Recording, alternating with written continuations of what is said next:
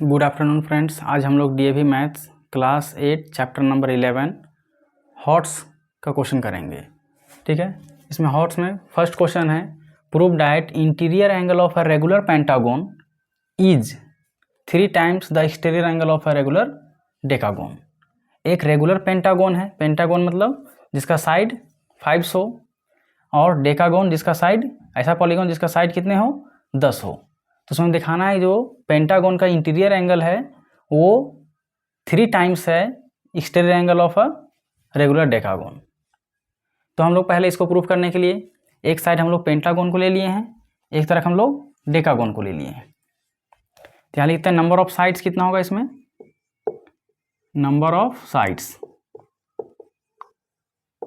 5 होगा, इसमें number of side कितना होगा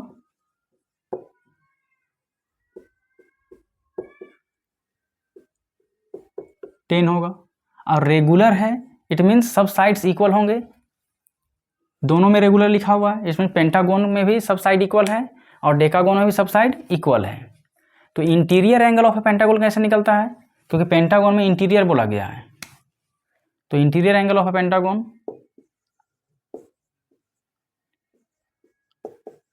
interior angle of a pentagon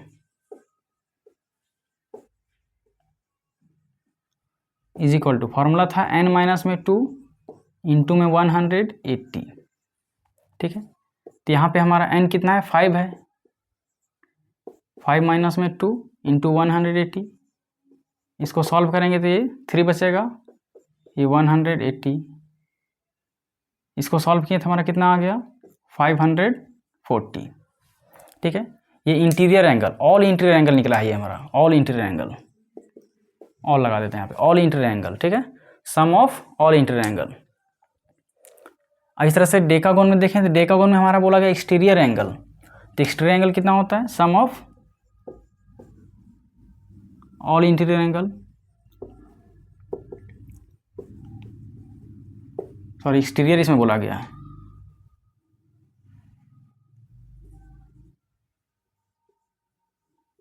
डेकागोन में एक्सटीरियर बोला गया है, sum of all exterior angle of a डेकागोन।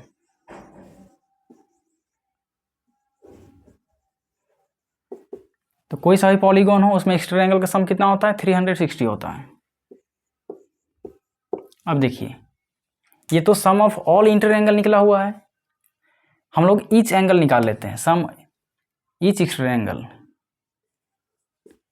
Pentagon में इंटीरियर बोला गया है इसलिए ईच इंटीरियर एंगल, ईच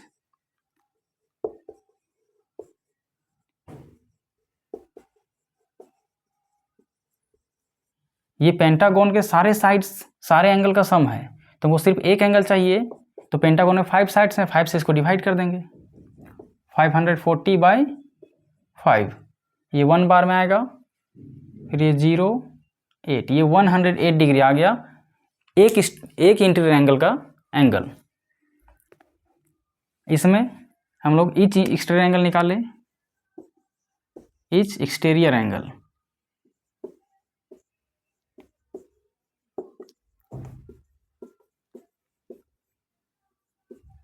तो 360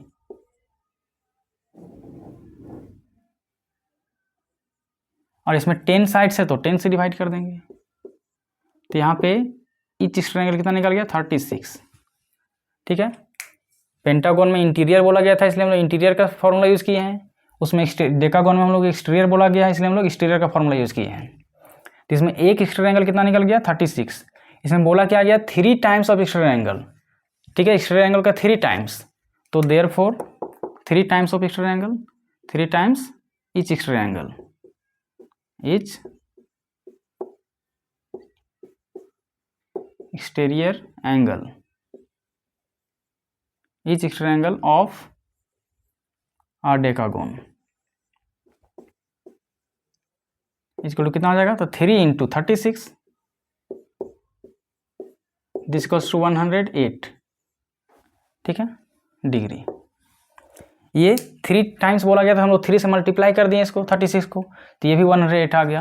और हम लोग इधर देखिए ईच स्टेरिक एंगल निकालने दिया है हमारा 108 है, दोनों इक्वल आ गया।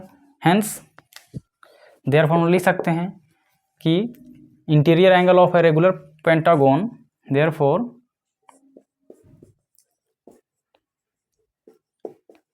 Interior angle of a regular pentagon is equal to कितना, तो 3 times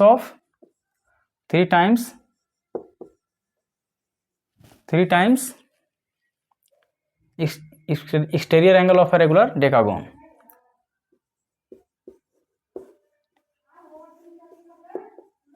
exterior angle of regular डेकागोन।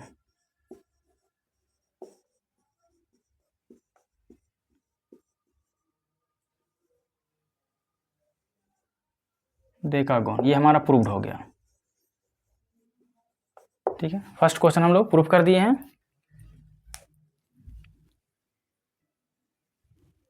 Question number 2 में देखिए बोला गया है इन फिगर ABCDE, एक फिगर दिया हुआ है, इज अ रेगुलर पेंटागोन, ये एक रेगुलर पेंटागोन है। रेगुलर पेंटागोन का मतलब हुआ ऐसा पेंटागोन जिसका सब साइड क्या है, इक्वल है। इट मीन्स यहाँ से AE, DE, CD, BC और AB सारे साइड्स क्या हैं, इक्वल दिए हुए हैं। ये साइड्स हमारे इक्वल दिए हुए हैं, ये सारे साइड्स इक्वल दिए हुए हैं। उसमें EBD एंगल 36 है, EBD ये एंगल हमारा 36 दिया हुआ है। तो हम लोग को निकालना है एंगल 1, एंगल 2 और एंगल 3 निकालना है। अब देखिए एंगल 1, एंगल 2 और एंगल 3 निकालने के लिए हम लोग क्या करते हैं, ये तो पेंटागोन है, रेगुलर पेंटागोन है। तो अगर हम लोग ईच इंटीरियर एंगल निकालना चाहे पेंटागोन का तो कैसे निकलेगा, solution each interior angle, each interior angle of a regular pentagon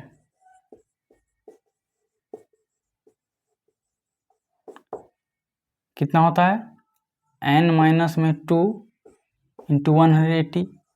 ये सम ऑफ ऑल इंटीरियर एंगल का फॉर्मूला है, बट हम लोग ईच का निकालना चाह रहे हैं तो जितना साइड्स है उतना से डिवाइड कर देंगे। तो पेंटागोन में 5 साइड होता है, इसको 5 से डिवाइड कर दिए। अब देखिए इसका वैल्यू n तो हमारा 5 है, 5 साइड्स माइनस का 2 इंटू 180 और डिवाइडेड बाई 5। इसको सॉल्व करेंगे तो 3 इंटू 180 डिवाइडेड बाई 5। ठीक है, अगर यहाँ से 5 से कट करेंगे इसको तो 5 3 जा 18, फिर ये 6 बार में आएगा तो 36 आ गया। 36 को अगर 3 से मल्टीप्लाई करेंगे तो हमारा 108, यानी सारा इंटीरियर एंगल हमारा 108 है। यानी ये एंगल A, ये पूरा angle E, complete angle E, complete angle हमारा D, कंप्लीट एंगल हमारा C और कंप्लीट एंगल हमारा B, ये सारे कितने हैं, 108 हैं। तो यहाँ लिख सकते हैं देयरफॉर एंगल A और एंगल C, ये हम लोग को दो ही एंगल की जरूरत पड़ेगा, एंगल A और एंगल C का, इसलिए हम लोग सिर्फ दो ही एंगल लिख रहे हैं। बाकी हम लोग सबको भी लिख सकते हैं। सारे एंगल्स कितने हैं, 108 हैं। तो ये हमारा एंगल A निकल गया 108। अब देखिए अगर ये रेगुलर पेंटागोन है तो सारे साइड्स तो इस पेंटागोन में इक्वल हैं। तो हम लोग सिर्फ ये छोटा सा ट्रायंगल में देख रहे हैं, ABE में, ABE इस ट्रायंगल में सिर्फ हम लोग देख रहे हैं। तो इसमें दो साइड्स क्या है, इक्वल है। इट मीन्स ये आइसोसेलेस ट्रायंगल है। इन ट्रायंगल ABE सिर्फ हम लोग इसी ट्रायंगल में देख रहे हैं। तो इस दोनों ट्रायंगल में हम लोग देख पा रहे हैं कि ये AB साइड और AE साइड क्या है, इक्वल है। AB इक्वल है, AB इक्वल AE, ये दोनों साइड्स क्या दिया हुआ है, इक्वल। ठीक है, साइड्स ऑफ, रीजन लिखेंगे sides of regular pentagon.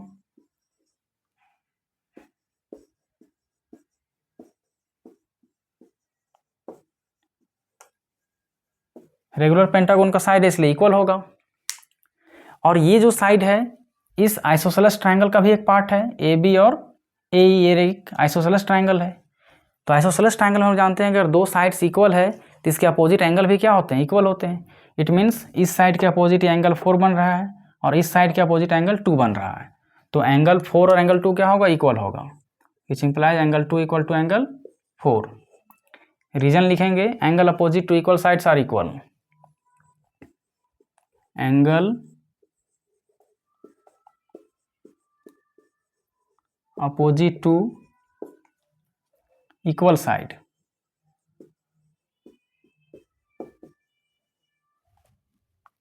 Are equal,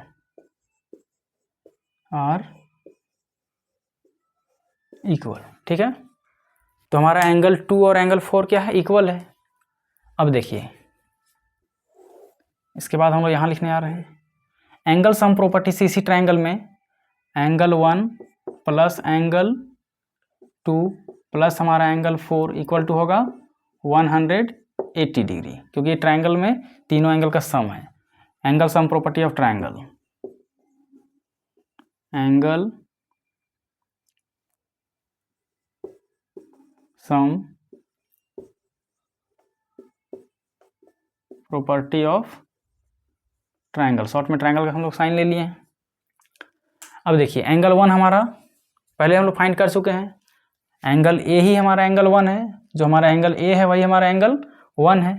तो एंगल 1 के प्लेस पे हम लोग 108 लिख लेंगे प्लस एंगल 2 प्लस एंगल 4 के प्लेस पे हम लोग एंगल 2 यूज कर सकते हैं, क्योंकि हम लोग एंगल 2 और एंगल 4 को इक्वल दिखा चुके हैं। तो 4 के प्लेस पे हम लोग एंगल 2 ही यूज कर ले रहे हैं, एंगल 2 इक्वल्स टू 180, ठीक है, क्योंकि दोनों एंगल हमारा इक्वल है। रीजन भी लिख देंगे, एंगल 4 क्या है, एंगल 2 के इक्वल है। तो एंगल 2 प्लस एंगल 2 है, तो 2 ऑफ एंगल 2 इक्वल्स टू 180, ये 180 इधर आके सब्ट्रैक्ट हो जाएगा 108, सब्ट्रैक्ट कीजिए, 10 में 8 गया, 2 बचेगा, 17 में 10 गया, 7 बचेगा, 72 आ गया। तो सिर्फ एंगल 2 कितना निकल जाएगा, तब 2 से डिवाइड करेंगे तो 72 डिवाइडेड बाई 2 इक्वल टू हमारा 36 आ गया।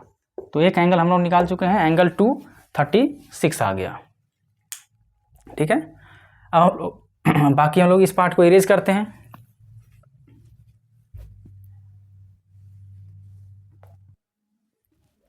यहाँ पे देखिए ये जो हमारा एंगल ए है, ये हमारा एंगल जो ए है यही हमारा एंगल 1 है। इसी का वैल्यू हम लोग वहाँ पे 108 पुट कर दिए हैं। तो हम लोग एंगल 1 भी हम लोग फाइंड आउट कर चुके हैं, ये हमारा 108 है। तो एंगल ए को हम लोग यहाँ एंगल 1 भी यूज़ कर सकते हैं, एंगल 1, क्योंकि एंगल 1 जो है वही हमारा एंगल ए है। तो ये भी हम लोग एंगल 1 और एंगल 2 हम लोग निकाल चुके हैं। सिर्फ अब हम लोग बच गया एंगल 3 निकालने का, ठीक है। तो सिमिलरली जिस तरह से हम लोग ट्रायंगल ए बी ई लिए हैं, उसी तरीके से हम लोग ट्रायंगल बी सी और डी लेंगे, ठीक है।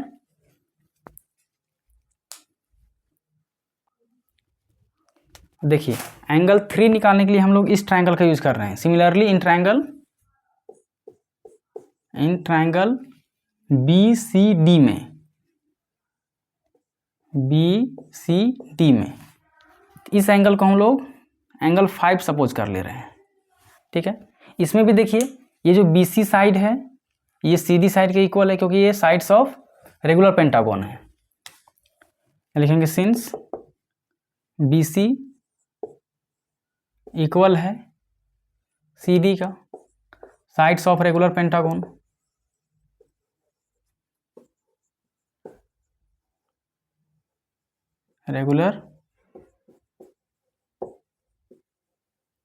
ये रेगुलर पेंटागन का साइड है इसलिए इक्वल होगा। और ये है एक आइसोसेलेस ट्रायंगल भी है, क्योंकि ये इस ट्रायंगल में ये दो साइड्स इक्वल है, तो ये आइसोसेलेस ट्रायंगल भी हो गया। तो ये इंप्लाइज करता है कि आइसोसेलेस ट्रायंगल में अपोजिट एंगल का जो सम होता है वो इक्वल होता है। तो इक्वल अपोजिट एंगल जो होते हैं इक्वल होते हैं। बी सी के अपोजिट में एंगल 5 है और सी डी के अपोजिट में एंगल 3 है, तो एंगल 3 और एंगल 5 इक्वल होंगे।